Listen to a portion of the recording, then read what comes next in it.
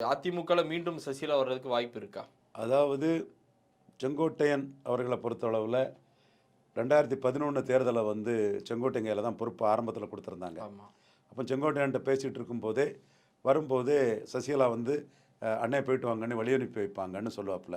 அப்ப நான் சொல்லுவேன், ஜெயலலிதாட்ட சசிகலா நல்லா இல்ல. நீங்க ஜெயலலிதாவோட முழு நம்பிக்கையோட இருக்கீங்க. அதனால உங்ககிட்ட அவங்க இறங்கி வராங்கண்ணே. நாளைக்கு சூழ்நிலை எப்படி இருக்குன்னுலாம் ஜெயலலிதா மைண்ட் செட்ட வச்சு சொல்ல முடியாது. அவங்க ஒரு ஸ்டெடி மைண்ட் இல்லாத ஒரு லேடி. எனக்கு லேடி, அவருக்கு லீடர் அம்மா. அது வேற விஷயம். அவரு அம்மாங்கிறத தாண்டி வேற வார்த்தை ஜெயலலிதா பத்தி பேச மாட்டாரு. நமக்கு தேவையில்ல. நம்ம ஒரு ரெஸ்பெக்ட்ட குடுக்கணும் ஒரு தலைவருக்கு. அத தாண்டி நம்ம ஓவர் ரெஸ்பெக்ட் நமக்கும் தேவையில்ல.